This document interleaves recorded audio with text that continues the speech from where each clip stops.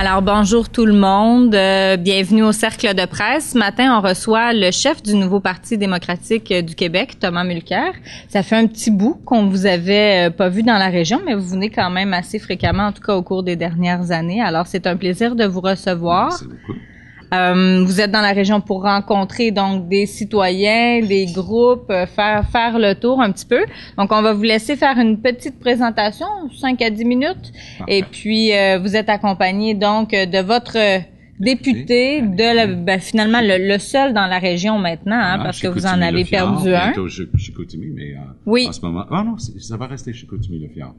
Est-ce que ça a été élucidé, ça? On ne sait pas encore quel va être le nom officiel. OK. On continue de travailler. Alors, bref, Dany Morin, que vous aurez reconnu. Alors, écoutez, la parole est à vous, puis Merci. Ensuite, on passera à la période d'échange et de questions.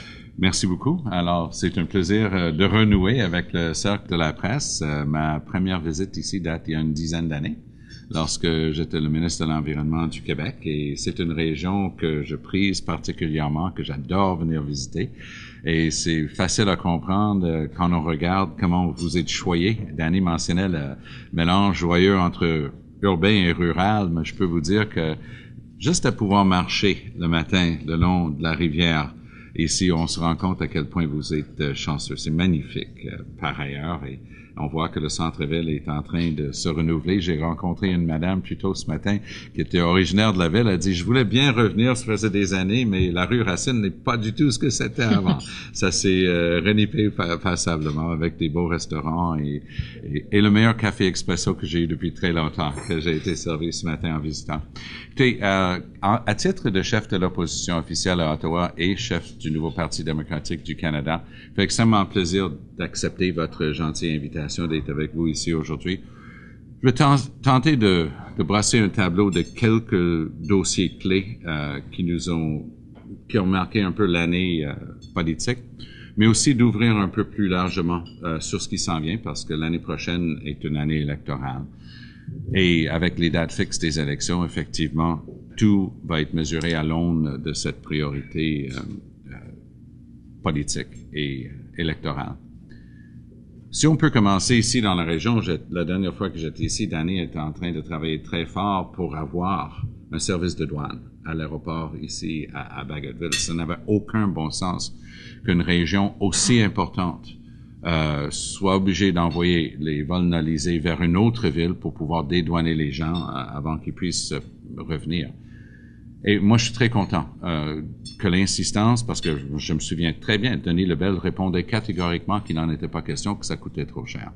Alors que, puisque je voyage à travers le Canada tout le temps, je peux vous dire qu'il y avait des régions beaucoup plus petites qui étaient dotées de bureaux de douane. Même si c'est temporaire, même si c'est pas encore la solution idéale, au moins, c'est un pas dans la bonne direction et c'est quelque chose dont on peut s'enorgueillir. La manière de s'y prendre des conservateurs fait en sorte qu'on fait du mur à mur. Donc, quand on décide qu'on va commencer à avoir une vue de l'esprit qui est plutôt technocratique, on décide de se débarrasser de choses qui pourtant sont directement reliées à la protection du public.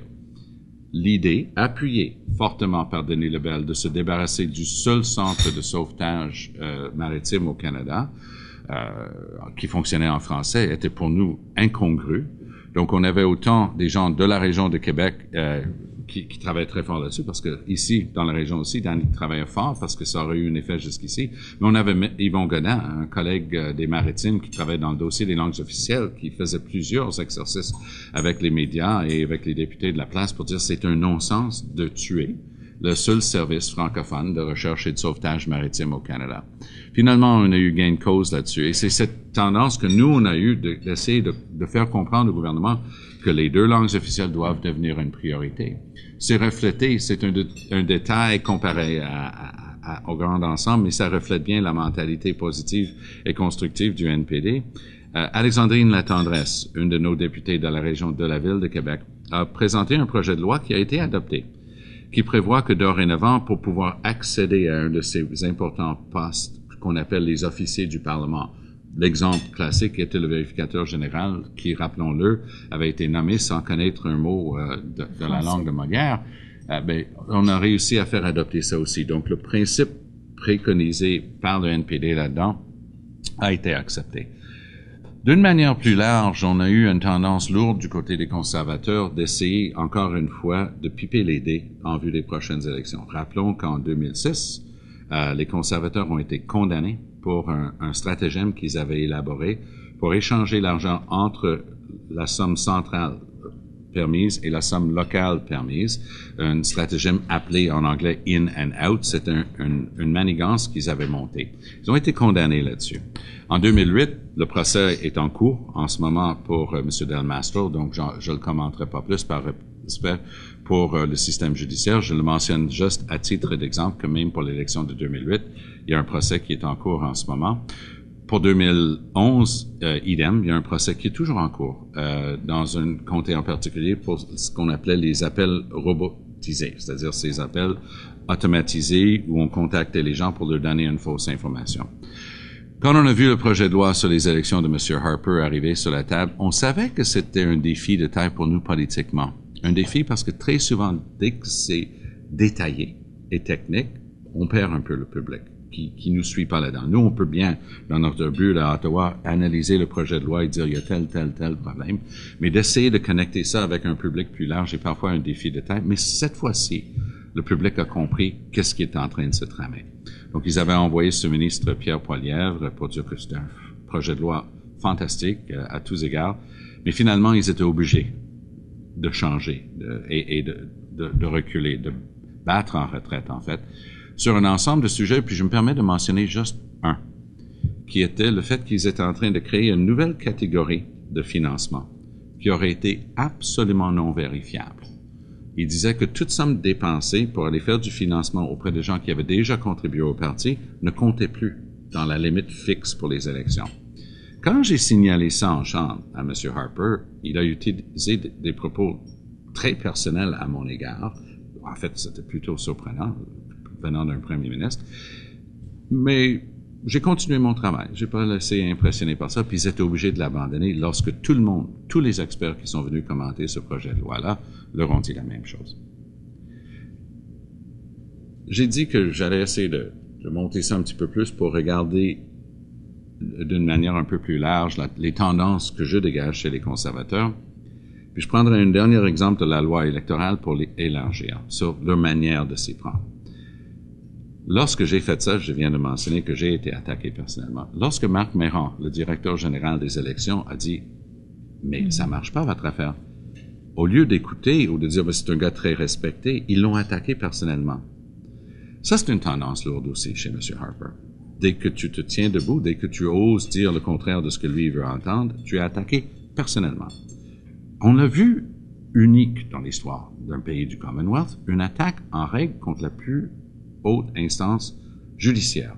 Une attaque par M. Harper et son ministre de la Justice, ni plus ni moins, Peter MacKay, contre la juge en chef de la Cour suprême. Mais ça s'arrête pas là. Quand Kevin Page était le directeur parlementaire du budget et donnait des chiffres et des analyses que M. Harper voulait pas entendre, il a été attaqué personnellement. Quand Sheila Fraser, la très respectée ancienne vérificatrice générale, a osé dire « Mais c'est un gros problème ce que vous êtes en train de proposer avec la loi électorale », elle a été attaquée personnellement. Il y a une ironie dans l'attaque contre Sheila Fraser parce que c'est elle qui avait sonné l'alarme sur le scandale libéral des commandites et elle était louangée à l'époque pour son courage par les mêmes conservateurs qui maintenant l'attaquaient sans limite. C'est une tendance unique. C'est surprenant de constater, mais je ne peux pas faire plus que le constater et dire que nous, ça ne nous empêche pas de nous tenir debout face aux conservateurs, parce que nous-mêmes, on est attaqués. Et comme un de nos conseillers américains nous l'a dit, vous passerez l'anglais, je vais le traduire après. If they're attacking you like that, you must be doing something right. Si c'est comme ça qu'ils ont décidé de vous attaquer, ça doit être parce que vous êtes en train de réussir politiquement vis-à-vis d'eux autres. Je dirais que une des choses sur lesquelles les conservateurs ont bonne presse et même une certaine réputation, c'est réussi. Ils réussissent quand même à se présenter comme étant des bons gestionnaires de l'avoir public. Moi, je me permets de vous inviter de regarder leur vrai bilan. Qu'il s'agit du débâcle pour les F-35, ces nouveaux chasseurs. J'ai visité la base ici à nouveau à Bagotville pour constater à quel point c'est important qu'on arrive à remplacer les CF-18. des gens extraordinaires, mais ils ont vraiment besoin, comme militaires, d'un équipement à la fine pointe de la technologie. Puis ça n'a pas l'air d'être le cas avec le F-35, qui a évité toutes les règles normales de l'administration publique. Vous définissez le produit dont vous avez besoin, vous allez pour un appel d'offres et vous attribuez ça au plus bas soumissionnaire conforme. Mais ils ont décidé de dépenser 45 milliards de l'avoir public sans regarder ces règles de base-là. Ils sont pas capables de livrer le courrier. Ils vont nous enlever le service de courrier dans les centres urbains, là où il y a des gens qui sont souvent les gens le plus en besoin de ça. Mais il n'y avait même pas besoin de le faire. Au cours des 18 dernières années, il y a eu un profit à Poste Canada 17 années sur 18. La seule année où ils n'ont pas eu de profit, c'est l'année où ils ont mis en lockout les employés de Poste Canada, en 2011. Mais ils sont même pas capables de livrer le grain au marché. Ayant détruit la Commission canadienne du blé, on est en train maintenant de nous dire que il fait froid au Canada en hiver, on peut plus livrer le grain au marché. C'est la première fois de l'histoire du Canada qu'on n'est pas capable de livrer le grain. Il y avait beaucoup de bateaux tenus devant Thunder Bay en Ontario qui attendaient juste ça. Il y a des dizaines de millions de dollars qui ont été payés pour les garder là. Finalement, on les a laissés passer.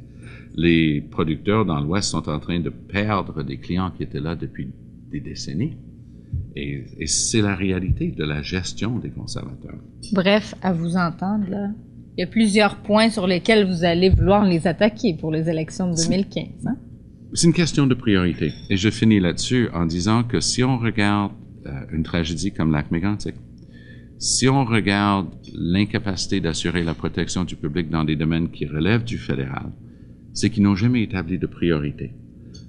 Avant, on avait des inspecteurs du gouvernement fédéral qui regardaient dans une usine de transformation de viande.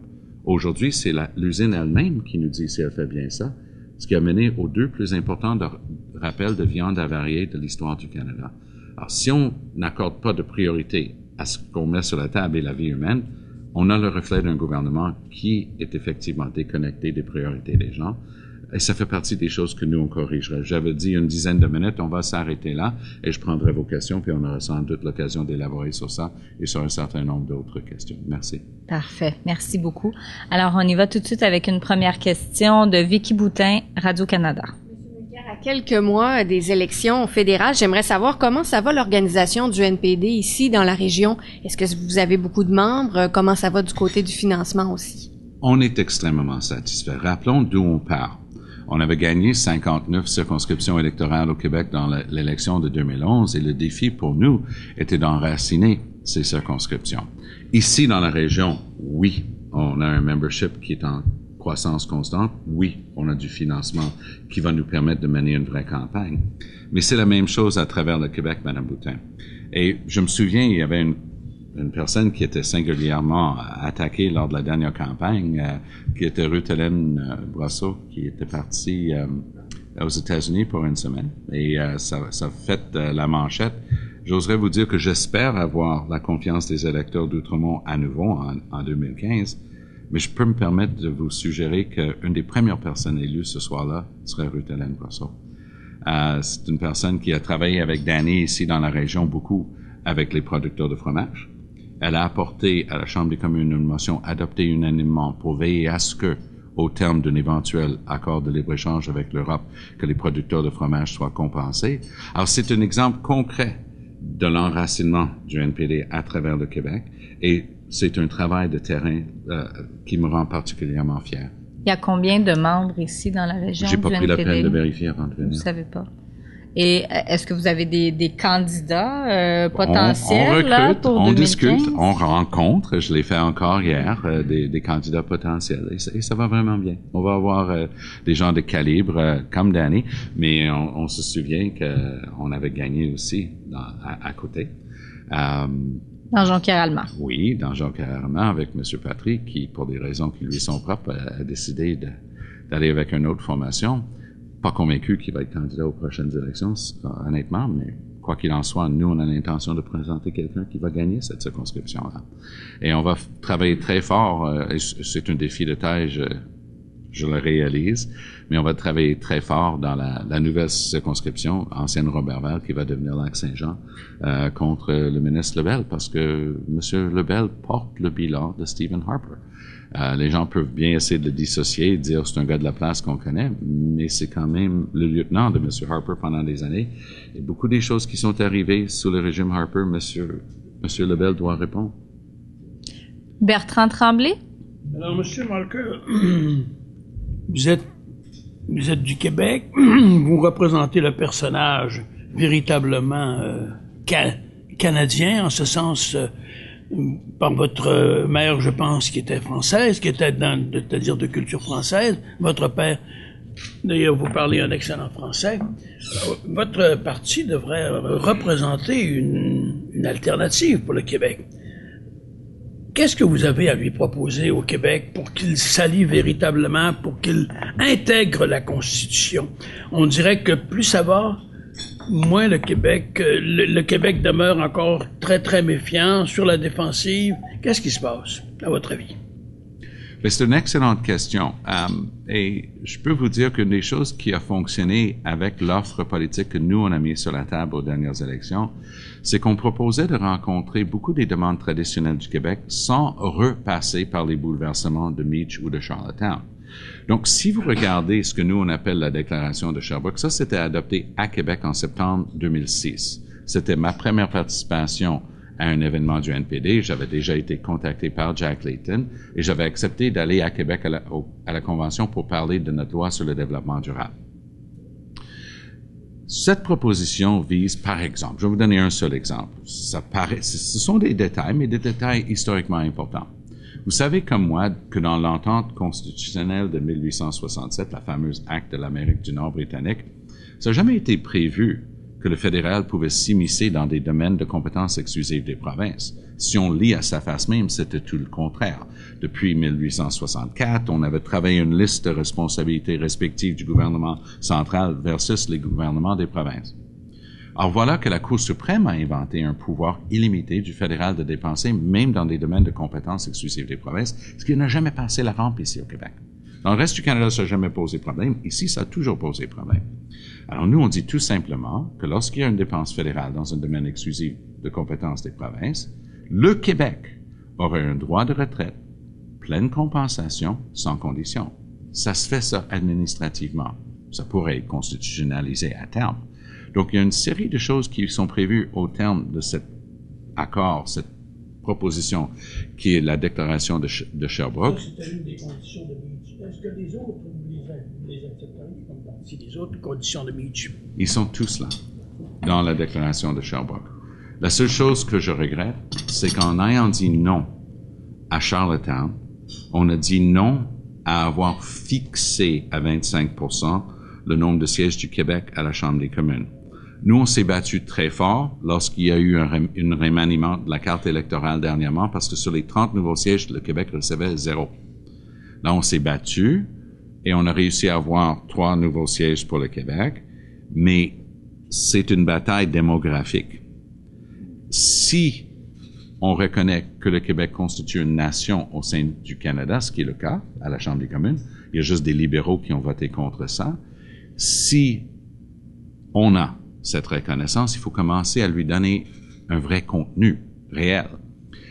Un exemple concret qui est venu de nous autres, vous avez la loi 101 depuis 1977 qui prévoit que dans les entreprises, un employé a le droit de recevoir ses instructions de son employeur en français.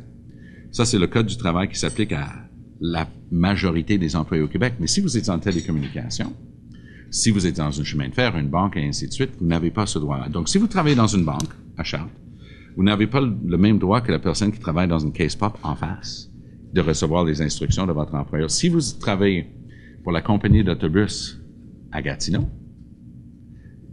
Société de transport de l'Outaouais, ça s'appelle, puisque vous traversez la frontière, vous êtes régi par le Code fédéral du travail, vous n'avez même pas le droit d'exiger de votre employeur vos communications en français.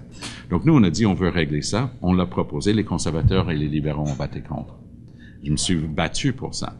Donc, on va continuer de le faire. C'est une vision ouverte, optimiste, positive de ce qu'on peut réussir ensemble. Et c'est créer un réel espace pour le Québec au sein du Canada, mais c'est aussi protéger la langue française et ses droits.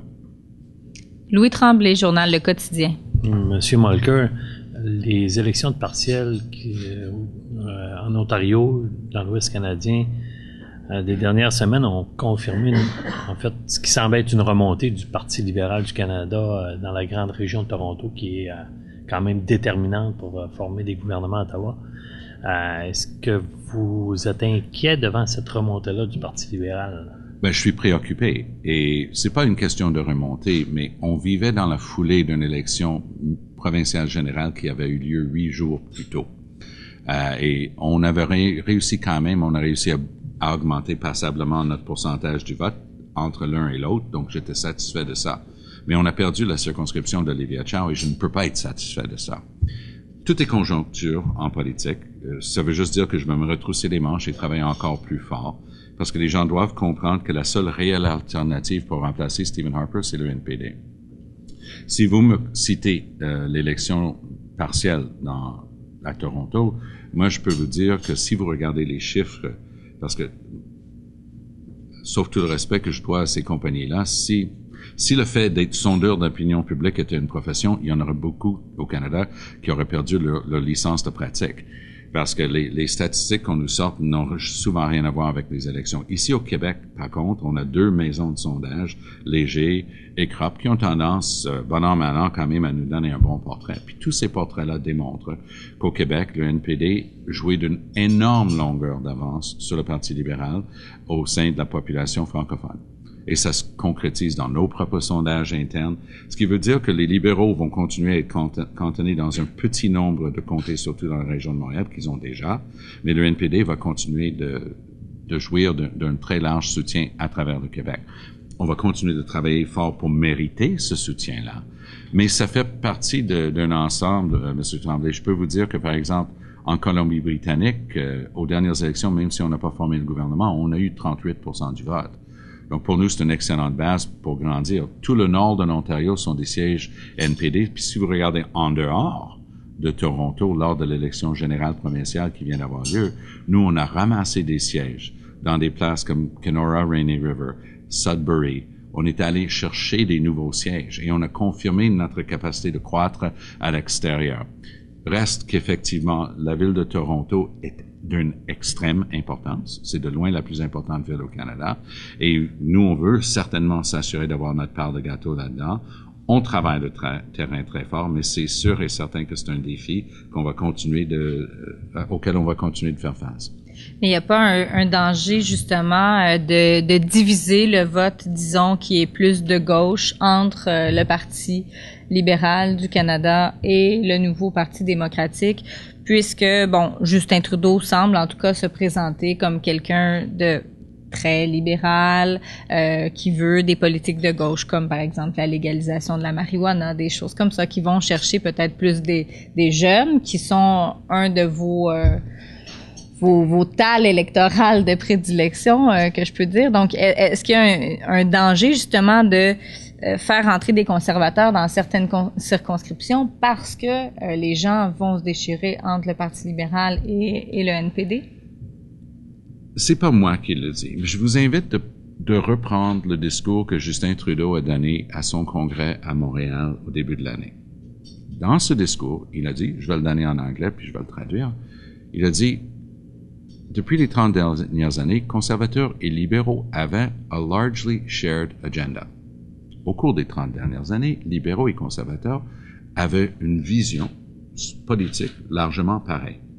Je peux vous assurer que je n'ai pas la même vision que Stephen Harper. Et c'est cette différence-là qui va être sur la table. Les libéraux et les conservateurs aimeraient bien vous faire croire qu'il y a seulement une porte rouge et une porte bleue en politique canadienne, parce que c'est comme ça depuis 150 ans, que les gens n'ont pas le choix. Quand ils sont tannés de la corruption libérale et le scandale des commandites, ils ont un choix. Ils peuvent mettre les conservateurs au pouvoir. Puis quand ils sont tannés du scandale du Sénat avec les conservateurs puis le comportement de Stephen Harper, pas de problème, ils ont un choix. Ils peuvent retourner aux mêmes bons vieux libéraux. Ce que Jack Layton et moi avons réussi à prouver à travers le Canada en 2011, c'est qu'il y a un autre choix. Un choix progressiste, réel, parce que les libéraux ont une fâcheuse tendance de flasher à gauche et tourner à droite. Ça cause des accidents pour l'électorat, ça. Regardez leur comportement à chaque élection. En 2011, on a vu cette tendance se concrétiser avec une offre politique qui se voulait un petit peu plus progressiste, mais dès qu'on grattait, on voyait, et les gens n'ont pas cru. Quand M. Chrétien est revenu en 93, il avait un livre rouge qui contenait les promesses les plus formelles. Prenons juste un, si vous voulez bien. M. Chrétien a promis, juré, craché qu'il allait se débarrasser de la TPS. Est-ce qu'il y a quelqu'un qui l'a cru? Pas moi. Mais le public, de toute évidence, il y a beaucoup de gens qui ont dit « s'il va nous débarrasser de cette taxe-là, c'est une maudite bonne affaire de remettre les libéraux. » Puis quand il était questionné là-dessus 2-3 ans plus tard, pourquoi vous n'avez pas tenu votre promesse la plus formelle de votre fameux livre rouge? Sa seule réponse c'était « que voulez-vous? » Mais moi, je suis désolé, c'est pas comme ça que nous, on entend approcher l'électorat lors de la prochaine campagne électorale. Quand nous, on dit qu'on veut réduire les inégalités dans notre société, on est sérieux puis on va agir. Quand nous, on dit que ça n'a pas de bon sens de donner 50 milliards de réduction d'impôts aux sociétés les plus riches, surtout dans le secteur pétrolier, aux dépens du reste du Canada, pourquoi avoir attendu 10 ans pour faire quoi que ce soit dans la forêt? Mais ça aussi, ça fait des différences. Alors nous, on a une offre politique ouverte, honnête, social-démocrate, progressiste, mais qui va vraiment être mise en application. Les libéraux ont toujours eu la même stratégie, aller chercher un nouveau sauveur qui va pouvoir appâter l'électorat, puis après, ils font ce qu'ils veulent une fois qu'ils sont élus. Le monde est tanné de ça. Alors, vous avez raison que ça va pouvoir chercher un certain nombre de personnes, mais au fur et à mesure qu'on va être capable d'en parler et de démontrer l'historique de ce comportement-là, nous, on est persuadés que le public va savoir que ce choix-là, le choix de la porte orange en l'occurrence, est un choix qui les intéresse parce que ça correspond à leurs valeurs. Les prochaines questions vont aller à Laval-Gagnon, Vicky Boutin et Bertrand Tremblay, mais je vais m'en permettre une autre. J'aimerais vous entendre formellement sur l'avenir de Radio-Canada pour y travailler moi-même, et j'ai une collègue ici. Je suis certaine que les autres médias s'y intéressent aussi parce que c'est une partie de la diversité de l'information au Québec et ailleurs au Canada qui est attaquée actuellement. Je sais que, par exemple, Danny Morin a travaillé fort, faire circuler des pétitions, tout ça, contre les coupes à Radio-Canada. Qu'est-ce que le NPD, à la tête d'un gouvernement, ferait pour Radio-Canada? Est-ce qu'il y a un engagement formel de votre part de rehausser le financement ou à tout de moins de le ramener à un niveau qui soit assez stable pour éviter l'hémorragie qu'il y a actuellement? Oui, je pense que la chose la plus importante à faire, c'est de rehausser le financement tout de suite en partant. Et Pierre Nantel, qui est notre porte-parole là-dedans, qui est un député qui travaille très fort, a été formel. Personnellement, je suis intervenu même en chambre là-dessus. J'ai interrogé la ministre Shelley Glover et c'était une expérience unique dans ma carrière politique parce que je l'écoutais, puis ce que j'ai fait finalement, je le fais très, très rarement parce que d'habitude, l'ordre du jour de la période des questions est établi d'avance. Mais au fur et à mesure que j'écoutais les réponses de Shelley Glover, je suis intervenu personnellement. Et je dis, écoutez, je veux juste m'assurer de bien comprendre ce que la ministre est en train de nous raconter. Parce qu'elle n'arrêtait pas de dire, c'est pas nous qui coupons les postes de Radio-Canada, c'est le président de Radio-Canada qui le fait. Alors je me suis levé, je lui ai posé une seule question. Je dis, est-ce que la ministre est vraiment en train de nous dire qu'elle ne croit pas qu'il y a un lien direct entre les coupures des budgets qu'elle impose à Radio-Canada et les coupures de postes que le président impose par la suite? Elle a cafouillé, elle était incapable de répondre. C'est une évidence. Mais c'est cette tendance lourde des conservateurs de développer des lignes de communication, de les répéter bêtement, comme si le public n'était pas capable de voir à travers. Alors, je peux vous assurer que pour nous, un télédiffuseur public dans un pays comme le Canada est une nécessité. Sinon, on ne se connaîtrait pas. Et on serait incapable de se parler, de se relier nos informations les unes aux autres. Il se passe des choses à travers le pays que chaque région doit comprendre et connaître si on va demeurer un pays. Et Radio-Canada a toujours pu jouer ce rôle-là. M. Harper déteste Radio-Canada. et ça se voit, il pèse tout le temps parce que il est pas capable de le contrôler. Je vous renvoie à notre discussion de départ sur sa tendance lourde d'attaquer tout ce qui fait pas son affaire ou qui ne dit pas ce que lui veut entendre. Et pour moi, c'est très clair que Stephen Harper est en train de faire une vendetta avec Radio-Canada. Est-ce que vous avez fixé un chiffre non. Pour le financement? Non. Quand je dis rehausser, c'est rehausser. Je vais prendre conseil. Je veux m'assurer d'avoir de l'information qui me permet de veiller à un financement stable, mais à long terme.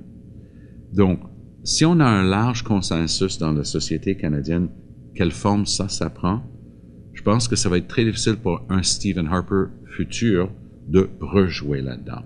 Donc, un large consensus sur comment maintenir cette force publique qui est Radio-Canada à travers le pays, CBC Radio-Canada à travers le pays.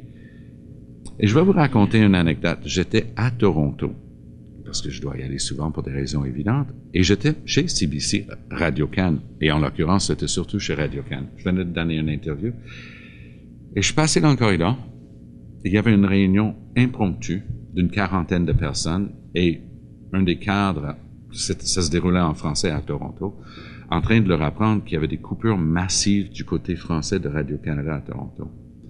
D'ailleurs, en toute proportion gardée, c'est le côté francophone qui a été frappé le plus fort par ces coupures-là. Et je pense que tous les Canadiens qui tiennent à notre pays ont l'obligation morale de se tenir debout face à ces coupures sauvages à CBC Radio-Canada, parce que ça va empêcher la capacité de raconter le pays à tout le pays dans les deux langues. Et ça, c'est une perte énorme à long terme pour nous tous. M. Harper n'a pas l'air de le comprendre. Laval-Gagnon, suivi de Vicky Boutin.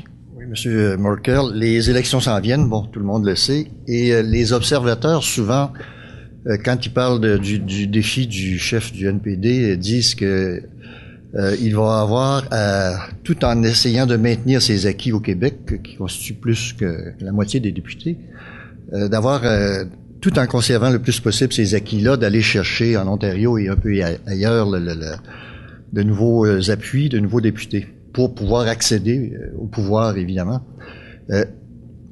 Qu'est-ce que vous allez dire aux Canadiens du reste du Canada et qu'est-ce que vous allez dire aux Québécois? Quels seront les points de convergence que vous allez utiliser dans votre discours ou que vous voyez déjà qui vont marquer votre campagne électorale et qu'est-ce que vous allez dire en particulier aux Québécois? On dit qu'il peut y avoir des paradoxes, certains parlent même de contradictions des fois quand il s'agit d'ajuster ces discours-là. Comment vous voyez les choses? Vous avez terminé votre question plus précisément sur ce que je décodais dans le début de la question et j'aime beaucoup votre question parce que ça me permet de vous répondre que c'est toujours une bonne idée de dire la même chose dans les deux langues et peu importe la région où on se trouve. À notre époque, c'est vraiment une très bonne idée parce que ça se vérifie très rapidement. Si je dis quelque chose ici ce matin, je serais pas surpris de savoir que ça peut être en train d'être lu dans le nord du Manitoba dans les minutes qui suivent. Donc c'est un pays et un monde plus facile d'accès et de contact que jamais. On n'a pas besoin d'attendre la publication du journal le lendemain matin pour savoir la nouvelle. Donc, même si éthiquement et moralement, c'est toujours une bonne idée de dire la même chose, moi, je pense que politiquement, c'est une nécessité. C'est pour ça que je dis toujours la même chose, que je sois ici, à Chicoutimi ou à Calgary, où je vais être samedi. Quand je dis ici, qu'advenant le cas non souhaité pour moi, je pense que ça serait une très mauvaise idée, s'il y avait un référendum que 50% plus 1, c'est la règle dans une démocratie, je dis la même chose ici que je dis à Calgary. Je me fais parfois attaquer là-dessus dans le reste du Canada. Mais je change pas mon propos. Moi, ce que j'ai trouvé intéressant dans tout ce débat autour de ça, c'est que quand M. Trudeau a dit que c'était 66,2% à peu près qu'il avait dit, il n'était pas capable de le maintenir ni d'expliquer pourquoi. Donc, si vous regardez les propos en ce qui concerne l'avenir du Québec, notre place au sein de la Fédération, qui nous sommes au Canada, moi, je suis très concret et je vais au-delà des simples platitudes qu'on peut exprimer du côté libéral. Moi, je suis très concret. Je parle par un projet de loi de ce que ça représente, la déclaration de Sherbrooke, Je donne des exemples concrets, comme j'ai fait tout à l'heure pour le pouvoir fédéral de dépenser au Québec. Et je l'explique dans le reste du Canada. J'ai beaucoup aimé ce que Bertrand Tremblay a dit tantôt du fait que du côté de ma maman, profondément enracinée au Québec, en fait, ma grand-mère, Jeanne Mercier à sa naissance, et moi avons fait une émission de télé ensemble quand j'ai été élu à l'Assemblée nationale pour la première fois parce qu'elle était elle-même la petite fille d'Honoré Mercier. Ce qui fait que lui, il était mon arrière-grand-père. Donc, ces racines-là sont assez profondes, merci. Mais du côté de mon père, comme beaucoup de Canadiens, beaucoup de Québécois, 40% des Québécois ont un peu de sang irlandais selon les gens à l'Université de Montréal. Cette forte tradition-là, mais il y a beaucoup de choses en commun. Les deux communautés. Et donc, je porte fièrement ça.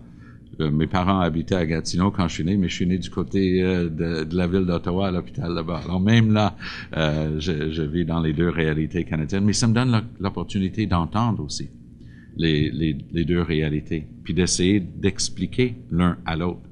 Mais pour clore sur votre question d'avant, je dis toujours la même chose où que je sois au Canada. Et je veux que les gens dans le reste du Canada comprennent le Québec mieux que c'est le cas actuellement. Et je veux que les Québécois comprennent qu'on partage beaucoup avec le reste du Canada. On est très choyés. On vit dans un pays, je crois, où il fait bon vivre. Il y a toujours des choses qu'on peut améliorer. Et nous, honnêtement, on met ça sur la table aussi. De travailler ensemble, c'est un des leitmotifs du NPD, travailler ensemble pour en faire un meilleur pays, mais pour tout le monde. C'est ça une des différences entre nous et M. Harper. M. Harper travaille pour quelques privilégiés seulement. Nous, on veut plus de prospérité, mais on veut de la prospérité pour tout le monde. Pour moi, comme social-démocrate, une de mes obligations, c'est d'enlever les inégalités dans notre société et de créer des opportunités pour tout le monde. Je vais continuer de travailler là-dessus. Vicky Boutin, suivi de Jean Houle de TVA Nouvelles. Vous savez, M. Mulcair, il y a un conflit de travail important ici dans la région, celui des travailleurs, des employés de garage qui sont en lock-out depuis des mois. C'est un conflit qui perdure. Votre député, M. Morin, a pris position pour les appuyer. J'aimerais savoir, vous, qu'est-ce que vous pensez de ce conflit-là et est-ce que vous allez rencontrer les travailleurs qui sont en lock-out? Quand j'ai été ici, à l'époque du lock-out chez Rio Tinto, Alcan, je voyais un lien très direct avec mon travail en tant que chef de l'opposition officielle à Ottawa et les politiques du gouvernement fédéral, parce qu'il y avait une question des règles mises en place quand il y a l'acquisition d'une entreprise. Et il y a des règles qui doivent être mises en place pour assurer que c'est au bénéfice net du Canada. Et à travers le Canada, les Vallées et les Rio Tinto et les Extrata, au fur et à mesure qu'il y avait des acquisitions par ces sociétés étrangères, on avait quasiment systématiquement un lockout qui suivait. Donc, ça faisait partie de mon rôle. Comme député régional et mon porte-parole dans la région, je suis très fier que Danny est en train d'essayer de prendre le part des travailleurs pour faire comprendre leurs revendications. Mais comme chef de l'opposition officielle, ça va être plutôt rare que dans un conflit comme celui-là, je vais prendre position, mais je vais me fier sur le jugement de mon député Danny Morin dans ce dossier-là. Jean Houle, TVA Nouvelles, suivi de Bertrand Tremblay et de Louis Tremblay du Quotidien. M. Mulcair, en faisant campagne au Saguenay-Lac-Saint-Jean, vous pourrez difficilement éviter la question de l'industrie forestière, l'aide à l'industrie forestière. Et c'est un exemple, pour reprendre un peu les propos de M. Gagnon tantôt, c'est un exemple où c'est difficile de concilier parfois les revendications du Québec avec les besoins ou les visées, les visions de l'Ouest canadien. Qu'est-ce qu'un gouvernement néo-démocrate ferait pour stimuler davantage, aider davantage ou soutenir davantage l'industrie forestière que ce que le gouvernement Harper a fait et comment ne pas s'aliéner le reste du pays en faisant ça? J'ai pas tendance à jouer l'un contre l'autre. Par contre, je ne peux que constater que les choix de M. Harper privilégient systématiquement le secteur énergétique par-dessus tous les autres. Et vous avez tout à fait raison de souligner que la forêt, si on avait un coup de pouce pour, par exemple, moderniser les infrastructures de transformation, Ça pourrait être quelque chose qui nous aide. Quand j'étais à Chicoutimi l'année dernière, j'étais à même de constater qu'il y avait une société là-bas qui avait une usine avec des installations les plus à point que j'avais jamais vues. Et c'est exactement ce genre de travail, peut-être avec des incitatifs fiscaux, qu'on pourrait faire. Mais ça a pris des années et des années d'insistance auprès des conservateurs pour qu'ils commencent à bouger un tout petit peu dans la forêt parce qu'ils se sont rendus compte que c'était trop gros, la différence de traitement entre les deux. Rappelons que les 50 milliards de dollars par année de réduction d'impôts ont bénéficié d'abord et avant tout aux entreprises du secteur énergétique et aux banques. Les conservateurs contestent ça quand je leur dis ça. Ils disent non, on a donné des réductions d'impôts à toutes les entreprises, mais regardons les faits. Si vous avez une entreprise manufacturière ici dans la région, avec le dollar élevé, ils en arrachaient, ils étaient probablement en train d'arriver tout juste s'ils faisaient des petits profits, et là-dessus, ils payaient presque pas d'impôts. Parce qu'il n'y avait pas de profit sur lequel payer des impôts. L'entreprise qui ne paye pas d'impôts bénéficie 0 $ et 0 cents d'une réduction d'impôts. Les entreprises dans le secteur pétrolier recevaient des mannes de plusieurs centaines de millions de dollars par année chaque compagnie. Et c'était ça la réalité des choix de M. Harper. Donc, je pense qu'il faut avoir une approche plus équilibrée. Puis les attaques contre un secteur comme le secteur forestier peuvent prendre différentes formes. Quand on s'attaque à l'assurance-emploi et la capacité d'avoir une main-d'œuvre sur une base saisonnière, on est en train de s'attaquer à une réalité canadienne que tous les gouvernements, avant le gouvernement de Stephen Harper, ont compris. Alors qu'on soit dans le domaine de la pêche dans les provinces maritimes, où on doit composer avec cette réalité-là sinon on perd la main-d'œuvre, ou dans le secteur touristique dans la région de Québec, où on peut pas se permettre de payer et de former une nouvelle main-d'œuvre à chaque saison dans un centre de ski comme Mont-Sainte-Anne. On peut essayer d'avoir un système où les gens vont être placés rapidement en dehors de la saison, mais on veut les garder là, parce que sinon, c'est un mauvais calcul économique. Donc, M. Harper n'a pas l'air de comprendre ces changements et ces différences régionales. La forêt est un exemple parfait où il n'a rien compris. Puis, je me permets un petit aparté sur un sujet qui nous est très important au NPD. Ni les libéraux, ni les conservateurs n'ont jamais eu comme priorité de veiller à ce que nos produits soient transformés ici. Le Québec, depuis longtemps, veille à ce qu'on n'exporte pas le bois en vrac et qu'on le transforme le plus possible ici. Et ça, c'est une excellente politique. J'étais à Port-Alberni, en Colombie-Britannique, dernièrement, et là où il y avait jadis 3 scieries pour créer de l'emploi au Canada, pour créer une valeur ajoutée, une deuxième et une troisième transformation au Canada d'une richesse naturelle, ils exportent maintenant les bio en vrac vers la Chine, où c'est transformé et racheté ici. Au Québec, au moins le long des lignes, on a beaucoup et partout, on a beaucoup de compagnies de meubles, par exemple, de très haute qualité, qui sont en train de transformer et ajouter de la valeur ici. Dans tous les débats autour de nos richesses naturelles, vous allez entendre le NPD parler du besoin d'ajouter de la valeur ici. Moi, là, je ne comprends pas que Justin Trudeau, qui se présente comme progressiste, soit le seul progressiste en Amérique du Nord en faveur de l'oléoduc Keystone XL vers la côte golfe du Texas aux États-Unis. Là, on exporterait 40 000 emplois canadiens. Et ça, c'est pas mon chiffre. Ça, c'est le chiffre qu'utilisait feu Jim Flaherty pour vendre Keystone XL lorsqu'il allait à Washington. Et Justin Trudeau est allé à Washington pour dire que Stephen Harper travaillait pas assez fort pour Keystone XL.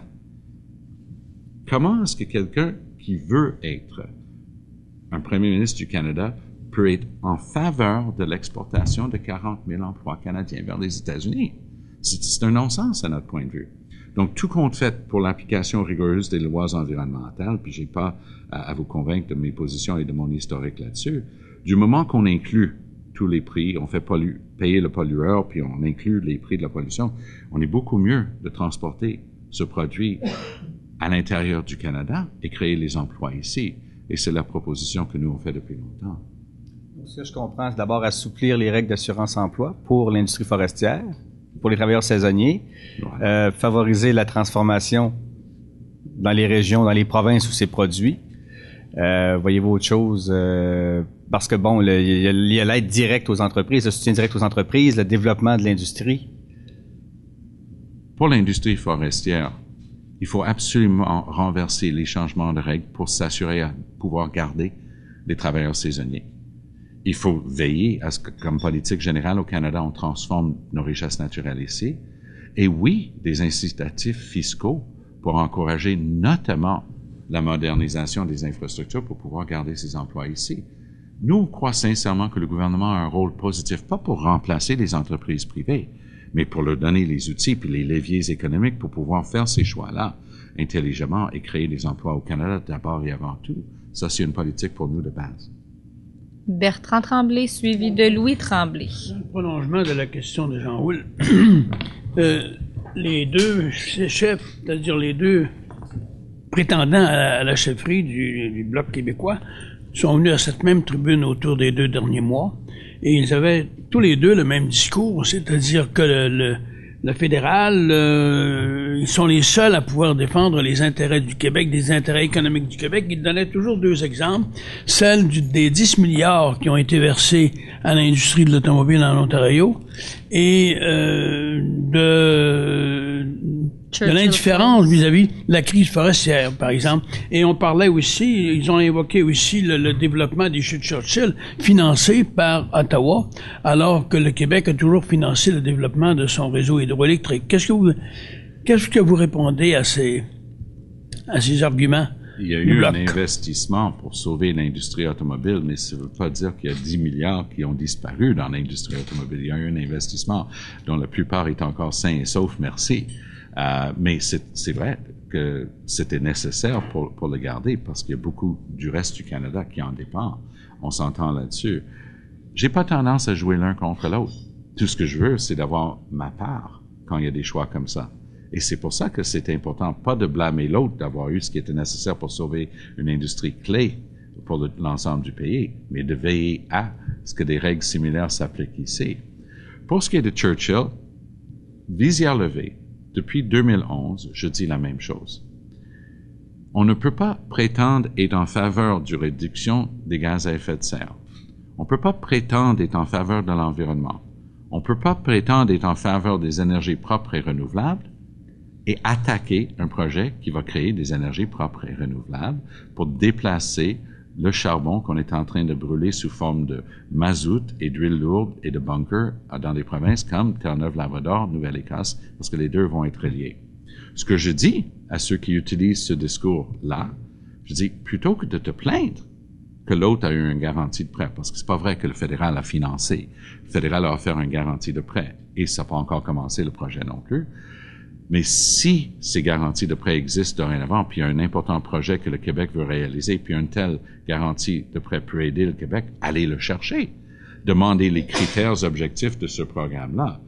Le seul critère connu à ce jour, c'est que l'annonce doit être faite en plein milieu d'une campagne électorale fédérale générale. Ça, c'est le seul critère qu'on connaît jusqu'à date, parce que c'était le cas pour, ça s'appelle Churchill, enfin, c'est le Lower Churchill, c'est Gull Island, et Muskrat Falls. Moi, je suis allé là-bas. J'espère qu'ils vont avoir cette activité-là. J'espère que ça va créer des énergies propres et renouvelables, qui va pouvoir déplacer des gaz à effet de serre. Moi, je trouve que c'est une très bonne idée. Alors, plutôt que de se plaindre que l'autre a eu quelque chose, demande des critères puis va chercher la même chose. Ça, pour moi, c'est un résultat raisonnable, ça. Prochaine question, Louis Tremblay. Il va y avoir le mois prochain à Ottawa le Forum social canadien, c'est-à-dire une union de la gauche d'un bout à l'autre du Canada, même le Québec qui est via la CSN. Et il va sortir, il se discute dans les corridors de ces différentes organisations-là une décision par rapport aux prochaines élections fédérales qui est tout sauf les conservateurs. Et dans tout, il y a soit les libéraux ou soit la NPD. Est-ce que vous craignez cet exercice-là où vous risquez d'être mis de côté au profit des libéraux si les gens décident de choisir une formation pour se débarrasser à tout prix du Parti conservateur? Moi, je vais vous donner 2 chiffres en réponse à votre question. 103 et 107. 103, le nombre de sièges gagnés par le NPD aux dernières élections fédérales au Canada. 107, le nombre de circonscriptions fédérales où le NPD a fini 2e après les conservateurs. On a fini deuxième dans d'autres comtés derrière les libéraux. On a fini deuxième dans d'autres comtés après le Bloc. Mais c'était la vague orange, là, par contre, M. Mulcair. 107 sièges où on a fini, nous, derrière. Et c'était Jack Layton. Vous avez l'air aussi. de le regretter. Non, non, c'est pas ce que je vous dis, mais je veux dire, les choses ont changé depuis. C'était Jack Layton. Je dis pas que vous avez pas le charisme de Jack Layton, mais bon, c'est quand même connu qu'il a fait lever les foules. Il y a eu une vague. Une vague, ça se reproduit pas nécessairement deux fois, vous savez ça. Moi, je traverse le pays d'un océan à l'autre, et depuis les 3 dernières années. Et je peux vous dire honnêtement qu'il y a un engouement pour les politiques sociales, économiques et environnementales du NPD. Le public ne le démentit pas. Est-ce qu'il y a un atavisme de gens qui font c'était ça, mais ça va rechanger, devenir libéral? Cet atavisme est pour moi un défi de taille. Des gens qui disent ah oui, mais vous savez, faut revenir au bercail, là. On n'a pas d'autre choix. Quand je donne l'exemple du livre rouge de Jean Chrétien et ce cynisme des libéraux, pas comme si M. Chrétien était encore devant moi comme adversaire, mais cette tendance lourde des conservateurs de ne pas respecter le public, cette tendance lourde des libéraux de promettre une chose et de faire le contraire une fois qu'ils sont élus, c'est ça qui est devant nous. Alors le NPD offre une autre voie, et à travers le Canada, quand je regarde ce qu'on a fait en Colombie-Britannique il y a 1 an, lors de l'élection générale, 38%, ça va se traduire par une augmentation importante de sièges. On s'en va vers plus de sièges en Alberta. Il y a un seul siège détenu par un parti politique autre que les conservateurs en Alberta, c'est le NPD. En Saskatchewan, on se dirige vers beaucoup plus de sièges, idem en Manitoba. Ontario, ça va être un centre de bataille, comme on l'a dit tout à l'heure, tout à fait important. Mais moi, je suis confiant. J'ai confiance dans le fait que les Canadiens veulent un autre choix et que cette tendance de dire, on n'a pas d'autre choix. Fini avec les conservateurs, on ramène les libéraux. Peut-être dans certains coins du pays, ça va être le cas. Mais quand je traverse le pays, je me rends compte qu'on a une équipe d'hommes et de femmes qui démontrent qu'ils sont capables de gérer la voie publique correctement, d'être des bons administrateurs publics et d'être capables d'offrir un gouvernement alternatif à ce qu'on connaît depuis 150 ans, ce qui est de changer blanc, bonnet blanc, libéral, conservateur. Mais c'est un défi de taille. Parce qu'il y a beaucoup de gens qui vont regarder, comme vous l'avez fait tantôt, et dire « Mais non, mais voyons donc, ça peut pas être vous. » La réponse, c'est oui. On va former un gouvernement NPD en 2015. Nous sommes confiants là-dessus. Pour revenir à la question de M. Tremblay, est-ce que vous pensez justement que les syndicats, les groupes de gauche vont donner leur appui au NPD pour 2015? Ça varie beaucoup d'un groupe à un autre. Par exemple, il y a certains syndicats où c'est même interdit dans leur statut de prôner un parti ou un autre. Quand moi je les rencontre, et je les rencontre régulièrement, on travaille beaucoup avec des partenaires socio-économiques comme les syndicats, moi je leur dis toujours de regarder une chose. Si leur but c'est de déplacer Stephen Harper, regardez qui est déjà là. S'ils sont en train de se battre pour déplacer un membre du NPD qui est un parti réellement progressiste pour prendre le risque sur une partie qui historiquement l'est pas une fois au pouvoir, comme les libéraux, ce serait un drôle de choix de faire une telle bataille. Et pour ce qui est de ce genre de calcul stratégique, moi je connais les statistiques ici au Québec, en particulier. Je connais les chiffres. Là. Il y en a au Parti libéral qui vont essayer de convaincre certains de leur donner une chance dans d'autres endroits. Mon obligation est double. 1, rappeler le bilan des libéraux à chaque fois qu'ils sont au pouvoir. Et 2, rappeler aux gens que la dernière chose qu'ils veulent faire, s'ils veulent pas diviser le vote, la dernière chose qu'il faut faire, c'est de voter libéral. Et là, vous êtes dans la région depuis hier matin. Vous rencontrez des gens, justement, des groupes. Vous êtes allé à la base militaire. Vous poursuivez aujourd'hui. Qu'est-ce que les gens vous disent? Qu'est-ce qu'ils vous demandent? Quelles sont les préoccupations que vous sentez de la part des citoyens dans la région? Mais d'abord, je suis tellement heureux de la réaction que je reçois, que ce soit le chauffeur d'autobus ce matin qui me klaxonnait en me saluant ou l'accueil des gens qui viennent vers nous quand on est dans un restaurant. On est vraiment encouragé parce qu'on se rend compte que le travail très fort qu'on fait à travers le Québec, à travers le Canada est vraiment en train de porter fruit. Les gens voient dans le NPD l'espoir de renouveau, l'espoir de faire autre chose que d'alterner entre la corruption libérale puis la corruption conservatrice, d'avoir quelque chose d'optimiste, de positif dans ce on est capable d'accomplir ensemble. Et je pense que c'est ça la chose la plus importante, qu'ils voient dans le NPD la capacité de remplacer Stephen Harper. Écoutez, soyons clairs, Justin Trudeau a manqué 63% du travail à la période des questions à la Chambre des communes cette année. Lui, il s'attend à ce que ça lui arrive tout cuit, comme ça. Nous, on est debout face à Stephen Harper. Moi, je me tiens debout face à lui. J'ai pas peur de le confronter, son bilan et tout ça. Les libéraux pensent que ça va leur tomber naturellement parce que ça, c'est l'ordre des choses depuis 150 ans. Nous, on sait qu'on doit travailler encore plus fort.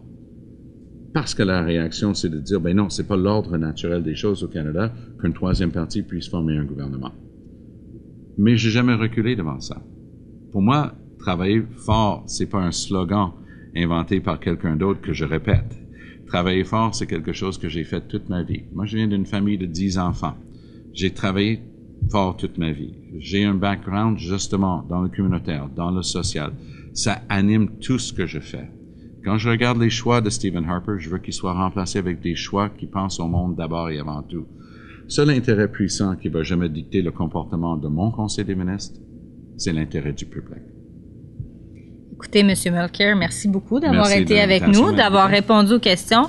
Et on verra effectivement dans un an si on aura un gouvernement de gauche. Voilà. Point d'interrogation. Un vrai. Un vrai?